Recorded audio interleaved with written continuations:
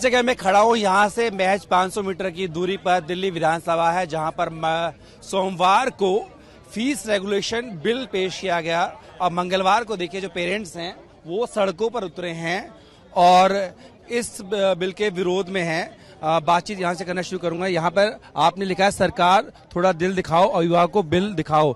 क्या कहना चाह रहे हैं? बिल्कुल सर हमें उम्मीद थी कि ये जो भाजपा की सरकार बनी है, बहुत लोगों ने इनको इसलिए ही वोट दिया था कि ये कुछ ऐसा करेंगे कि पेरेंट्स और स्कूल के बीच की लड़ाई खत्म हो जाए। पिछले 10 साल में ऐसी फीस नहीं बढ़ रही थी, लेकिन ऐसा क्या हो गया कि सरकार बदलते ही, भाजपा की सरकार आते ही एकदम से ऐसा कानून लेके आए जो अभिभावकों के फेवर में बिल्कुल भी नहीं है, और ऐसा प्रावधान कर दिया गया है कि कोर्ट के अंदर भी हम लोग नहीं जा सकते। आप बताइए, अगर दो बच्चों को अगर स्कूल में पढ़ाना है तो 1 लाख रुपए कम पड़ जाएगा बच्चों को पढ़ाने में। ये तो ऐसा कर रहे हैं कि बिल्कुल तानाशाही पे उतर आए हैं, तो ये बहुत ही गलत बात है। और ये जो काला कानून लेके आए, इनको दिल्ली गवर्नमेंट को, भाजपा गवर्नमेंट को वापस लेना पड़ेगा। आपकी पिक्चर क्या कहना चाह रहे हैं? जी, विवेक जैन नाम है, डीपीएस में, डीपीएस रोहिणी।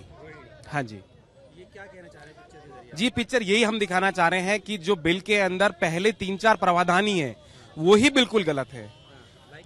सबसे पहला कि सरकार जो स्कूल कमेटी बनाएगा, 5 टीचर की, 5 स्कूल के होंगे, 5 पेरेंट होंगे। लॉटरी सिस्टम से आएंगे। जो पेरेंट का सिलेक्शन है वो स्कूल के हाथ में है। क्यों? लॉटरी सिस्टम डिफाइन किया कैसे है? कौन अप्लाई कर सकता है लॉटरी के लिए? लॉटरी कौन निकालेगा? कैसे निकलेगा? कंप्यूटराइज्ड होगा, पर्ची निकलेगी, स्कूल उसको सार्वजनिक करेगा लॉटरी कब हो रही है, ये स्कूल अपने 5 पेरेंट बुला के कहेगा हमने लॉटरी कर दी? कुछ डिफाइन किया है बिल में? एक चीज भी डिफाइन नहीं किया है बिल में।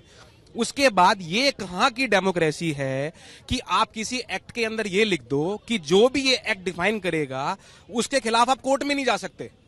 ये कौन सी डेमोक्रेसी हुई? ये बिल में लिखने की क्या जरूरत थी कि कोई भी कोर्ट, कोई भी सिविल कोर्ट किसी भी एक्शन के इस बिल के खिलाफ नहीं जा सकता? दिल्ली सरकार कह रही है बहुत ही ऐतिहासिक है। अब से पहले फीस और जो पुरानी सरकार थी उनके बीच में स्कूल और मिलीभगत थी, लेकिन हम उसको खत्म कर रहे हैं और ये ऐतिहासिक है, आगे उन पर लगाम लगे। बिल्कुल ऐतिहासिक है जी, बिल्कुल कोई टसल नहीं रहेगा पेरेंट और स्कूल के बीच में, क्योंकि पेरेंट के पास ऑप्शन ही नहीं होगी कंप्लेंट करने की। आने वाली कमेटी तो है 3 लेवल पे, अलग अलग लेवल कमेटी। पहली कमेटी जो है वो स्कूल के हाथ में है पूरे तरीके से। जब मान लो उसके अंदर अगर आपको कमी लग रही है, जो डिसीजन आया, तो आपको 15% इकट्ठा होना है। जो 15% है वो भी एक झूठी फिगर दिखाई दे रही है। एक स्कूल में अगर 2000 बच्चे हैं तो 15% 300 हुआ, पर 25% तो ईडब्ल्यूएस के हैं, उनको फर्क ही नहीं पड़ता, उनको तो फीस देनी नहीं। पर लेकिन हमारा जो नंबर है वो 300 ही रहेगा। कुछ परसेंटेज मैनेजमेंट कोटे के हैं, वो वैसे स्कूल के खिलाफ खड़े नहीं होंगे, तो वो 300 दिखाई देने में 15% है, पर उसकी परसेंटेज बहुत ज्यादा हो जाती है, क्योंकि ईडब्ल्यूएस निकल गया, मैनेजमेंट कोटा निकल गया। उसके बाद चलो हम मान लेते हैं हमने जद्दोजहद करके 300 पेरेंट इकट्ठे कर भी लिए, इकट्ठे करके हमें कंप्लेंट कहां करनी है? दूसरी कमेटी पे। वो पसंद नहीं आएगा तो तीसरी कमेटी पे, वो पसंद नहीं आएगा तो डीओई पे बात पहुंचेगी। बीच में 2 एक्स्ट्रा कमेटी क्यों लाई गई? क्या डीओई अपनी कार्रवाई से बचना चाह रहा है? अभी अगर पसंद नहीं आता था, हमें कोई शिकायत होती थी, हम डीओई के पास चले जाते थे अपनी शिकायत लेके।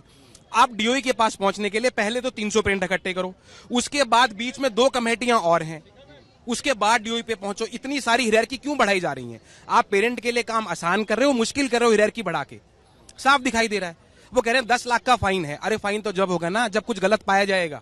गलत डिसाइड कौन कर रहा है? स्कूल की कमेटी। 3 साल में एक ही बार बढ़ा पाएंगे। अब एक ही बार 100% बढ़ा दी, फिर कुछ डिफाइन नहीं किया कितनी बढ़ा सकते हैं, किस बेसिस पे बढ़ा सकते हैं, कहीं कोई ऑडिट की बात नहीं है। अब वो कह रहे हैं 5 पेरेंट आ गए, चलो हम ये मान लेते हैं सब सही हो गया और 5 पेरेंट सही तरीके से आ गए। उन्हें कैसे पता चलेगा स्कूल जो फीस डिमांड कर रहा है सही या गलत है? जब तक ऑडिट ही नहीं होगा, जब तक स्कूल के बैंक रिकॉर्ड्स हमारे सामने नहीं आएंगे, हमें क्या पता चलेगा? अब डीपीएस की हर ब्रांच में 30-30 करोड़ का सरप्लस खड़ा हुआ है, चाहे वो डीपीएस द्वारका हो, चाहे वो डीपीएस वसंत कुंज हो, डीपीएस रोहिणी हो, हर ब्रांच में। अब वो सरकार ने कहा था हमने 600 स्कूलों का ऑडिट कराया, वो ऑडिट करा के डिसीजन लेंगे, कहां है वो ऑडिट? आपके बच्चे कहाँ पढ़ते हैं? आपके हिसाब से क्या खामी और क्या इसमें सुधार? मेरे बच्चे अभी डीपीएस रोहिणी में पढ़ता है और इस बिल में खामी है पेरेंट के लिए, किसी भी पेरेंट के लिए। मैं डीपीएस रोहिणी नहीं बोलूंगा, शायद दिल्ली के किसी भी स्कूल के पेरेंट के लिए ये बिल उसके लिए बना ही नहीं है। ये सिर्फ बना ही स्कूलों के लिए है, उनको सपोर्ट करने के लिए और हमसे ज्यादा फीस लेने के लिए। बस क्या इसमें चेंज कर देना चाहिए? सर चेंज ही है, इसमें है ही क्या? पहली बात तो 15%, 15% होना ही नहीं चाहिए इसके अंदर। क्यों नहीं इसमें ये करते कि पहले स्कूल 85% की अप्रूवल लेके आए, कि 85% पेरेंट बोलते हैं कि हम अप्रूव कर रहे हैं फीस को, और फिर इसको अप्रूवल दिया जाए। क्यों 15% किया जाए? पहली चीज ये है। दूसरा, इसमें हमें कोर्ट में जाने का ऑप्शन हमसे क्यों छीन लिया? तीसरा, जो हम पिछले 4-5 साल से कोर्ट के अंदर बैठे हैं, उसका क्या होगा? उसका सरकार कब जवाब देगी? हम पिछले 3-4 महीने से धक्के खा रहे हैं। कभी हम आशीष सूद जी के पास जाते हैं, कभी हम सीएम मैम के पास जाते हैं, कभी हम डीओई में जाते हैं। क्या होगा? जो हमारी फीस पिछले 5 साल से अप्रूव नहीं हुई है, जिसको स्कूल से अप्रूवल नहीं मिला, उसका क्या होगा? ये आज इन्होंने 25-26 का बेस ले लिया, तो 25-26 में जो मेरी फीस बढ़ी है वो इलीगल है। तो मैं अपना बिल में अब यहां से अप्रूव क्यों करवाऊंगा मैं, जब मेरा पिछले 5 साल का ही अप्रूव नहीं है? इसके बाद बहुत सारी ऐसी चीजें हैं जो पेरेंट्स के फेवर में है ही नहीं। कमेटी आपने बनाई है, कमेटी आप कैसे बनाएंगे आपको नहीं पता। आप स्कूल को ही कमेटी बनाने को बोल रहे हो कि गलती आप कर रहे हो, उसको सॉल्व भी आप करोगे। आपने सेकंड कमेटी में डीओई को बनाया जो आज कुछ नहीं कर पा रहा, और वो कल क्या करेगा? तो ट्रांसपेरेंसी बिल्कुल भी नहीं है इसके अंदर। ये मान लीजिए आप जब कह रहे हैं इस बिल में सही नहीं है और वो पारित हो जाता है, पास हो जाता है, फिर आप लोग क्या सोच रहे हैं? देखते हैं सर क्या कर सकते हैं, और इकट्ठे होंगे और या लीगल कोर्ट में जाएंगे, कुछ ना कुछ तो करना पड़ेगा, क्योंकि ये कहीं से भी किसी के फेवर में नहीं है, किसी के फेवर में नहीं है। अगर कोई मुझे एक पेरेंट बता दे या कोई भी एक बता दे तो शायद हम लोग मान जाए इस चीज को, बट ये किसी के फेवर में भी नहीं है। आपका क्या नाम है? आपके बच्चे कहाँ पढ़ते हैं और आपको क्या दिक्कत? मेरा नाम अनुराधा है और मेरी गुड़िया Queen Mary School Model Town में नॉर्थ एंड में है। सब प्रॉब्लम तो यही फीस को लेके ही सबको इशू हो रहे हैं, जो लगातार ये 4 ईयर से फीस इंक्रीज करते जा रहे हैं, 4-5 ईयर से, तो बहुत है। लास्ट ईयर हमारी गुड़िया की फीस हमने एडमिशन कराया था फॉर टाइम, तो वो 50,000 अराउंड थी, अब 93,000 हो गए सर लास्ट 4 ईयर्स में, तो ऑलमोस्ट डबल फीस हो गई है। उसको हम कहाँ से इतना मैनेज करेंगे? और सेकेंडली ये जो बिल लेके आ रहे हैं पेरेंट्स के बिल्कुल अगेंस्ट है, इसमें सारा ये स्कूल माफिया जुड़ा हुआ है। तो क्यों लग रहा है? क्योंकि सरकार तो कह रही है आपके फायदे के लिए। सब फायदा है तो फिर कोर्ट में क्यों नहीं जा सकते?